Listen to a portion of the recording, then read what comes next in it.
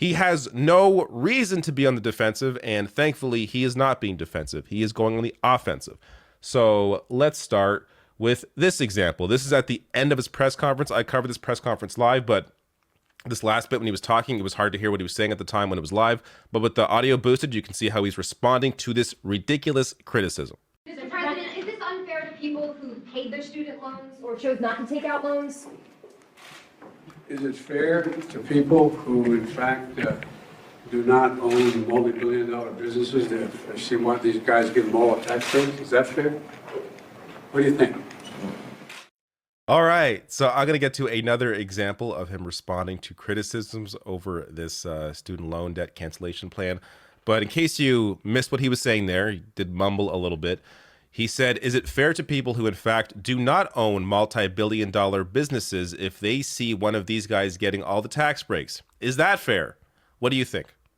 So, actually arguing from the working class perspective, this is not typically what Joe Biden does. Typically, Joe Biden is very much on the defense, very much uses conservative or Republican talking points to try and fight back against any criticism. Here he is actually reframing the discussion to make you think, or at least make the media think, because again, the people are on the side of this, to make the media think how it's like in the position of people that need some help. Meanwhile, they're seeing all the wealthy individuals, all these massive corporations getting all these tax breaks. Not to mention, as we'll get to in a second here, the PPP loans that they had forgiven. So that's another point. So I'm going to get to his other response in a second here, but Cap Action here with a great tweet. So they quote tweet House Judiciary GOP here saying, if you take out a loan, you pay it back, period. So, you know, they're trying to be all high and mighty about, oh, these people getting student loan forgiveness. They're all a bunch of bums. Yet, check this out. So you have Newsmax Media, $2.5 million PPP loan forgiven. Roger Williams, representative, $1,430,000 PPP loan forgiven. Kushner family, $3 million. Mike Kelly's car dealership, almost $1 million. PragerU, $700,000. Marjorie Taylor Greene, $182,000 forgiven. Ralph Norman, combined companies, whoever the hell that is. There's some more people. The Federalist, Brett Guthrie, Betsy DeVos, Matt Gaetz, Daily Caller, Greg Pence.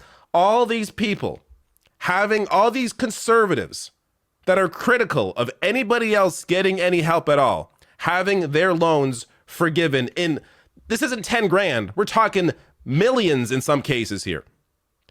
For any of these assholes to complain about someone struggling, not able to start a life, can't start a family because they have all the student loan debt, for them to complain about someone getting 20 grand or $10,000 in debt forgiveness is completely insane. So I'm glad, Biden could be even more harsh if he wants to, but I'm glad he is pushing back against these ridiculous criticisms. More examples here from Cap Action. Matt Gaetz, Taylor Greene already showed you, Greg Pence, Buchanan, Ern, Williams, Guthrie, Norman, again, go down the list. All these Republicans being critical of Joe Biden canceling some student debt. Here are all their PPP loans being forgiven. In this case, look at this. 4.3 million, Brett Guthrie. Carol Miller, 3.1 million. Are you freaking kidding me? And they're complaining about 10 grand. Get the hell out of here. So Joe Biden, with another fantastic response here, this one he put up today, to those Republicans in Congress who believe student debt shouldn't be forgiven, I will never apologize for helping America's, I'm doing the emphasis there, but this is how I imagine he would say it. I will never apologize for helping America's middle class, especially not to the same folks who voted for a $2 trillion tax cut for the wealthy and giant corporations that racked up the deficit. He needs to shoot a video saying this with that emphasis, because this is, again, another fantastic point. These people, and to be clear, many Democrats on board with tax cuts for the rich. But here he is pointing this out, pointing out the obvious hypocrisy here, where the wealthiest individuals in the country getting tax breaks, and they're complaining about the working class getting some student debt relief. By the way, him pointing this out also goes to, in a roundabout way, showcase how he could have gone a little further. So there is about $2 trillion in student loans, in student debt. Why not just do it all? It would match the giant tax cut that were given to the wealthy and corporations. But regardless, this showcases just their insane hypocrisy on this issue. They have no ground to stand on to criticize this. Now, there has, I'm bringing this up because I'm not sure what's gotten into Joe Biden, why he is actually going the offensive here, why he's actually fighting back against these criticisms, but he's doing it. And there has recently been this Dark Brandon meme, which, look, initially and still, I think is kind of stupid. So the initial idea behind it was that it was supposed to be pointing to the fact that Biden is not actually this person. So, like, showcasing how, oh, look at this Dark Brandon rising. He's this this guy who's taking no shit. He's going to do whatever he wants. Meanwhile, he was not fighting Republicans at all, was not getting any of his agenda passed, and was incredibly, and has been up to this point, incredibly weak in many ways. So that this was supposed to be sort of, a parody or ironic here. Yet maybe he has seen this and he's thinking, hey, maybe I am this guy. And he's trying to now actually, take over the personality of Dark Brandon. I don't know. I don't know what's going on with Joe Biden, but he is now acting a little more Dark Brandon than, he has been. And look, I've been very critical of Joe Biden up to this point, and I will continue to be critical of Joe Biden. There are a number of campaign promises that he clearly has broken. He didn't raise the minimum wage, didn't even try to fight the parliamentarian on that. They could have done something to bypass the parliamentarian to raise the wages. He didn't even try to do that. He has not decriminalized cannabis, which he can do through executive order, through his own power. He can do that. He has not done that. He promised to do that. He hasn't even mentioned the words public option. So think of all the debates and all the fight around healthcare during the 2020 Democratic primary, yet not even a mention of public option, which was Joe Biden's plan. So he has failed in many ways. Another example, I'll get to Fetterman in a second here, but another example of that is earlier this year, he, referring to Mitch McConnell, thanking him for being his friend, saying, "You've always done exactly what you've said. You're a man of your word and you're a man of honor." This is the Joe Biden you don't want to see. This showcases how weak Joe Biden has been. And this showcases his ability to actually fight.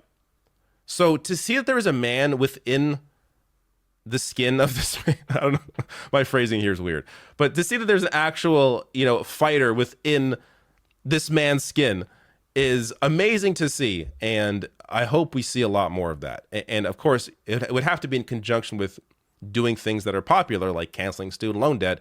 Maybe next, do cannabis. Again, a very popular issue. Decriminalizing cannabis is a very popular issue. He would have all the ground to stand on to fight for that.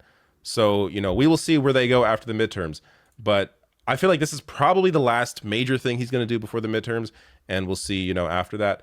But I brought up Fetterman here because I want to also maybe just consider that maybe he has seen what's going on in this race and has seen how Fetterman has been burning or clowning Dr. Oz day in, day out for a few months now, has done a fantastic job in this race, has currently a pretty big lead in the polls, around 5-10 points. So, and again, a race that was expected to be very tight or to actually lean Republican. So maybe he's seen how Fetterman has been, very strong against Oz, how that's working for him. And maybe Biden's considering, hey, maybe kissing Republican ass isn't the best idea because they're going to hate me regardless of what I do. Maybe I should actually fight them while doing things that are incredibly popular, like canceling student debt. Last thing here, we have seen now his approval rating rising. And I have been, again, covering his downfall throughout this entire year, his ratings going down and down and down. I've talked several times about how someone else should run, and I still think this is true. Someone else should run in 2024. He should not run again. It's time to retire. That said, he's now becoming more popular.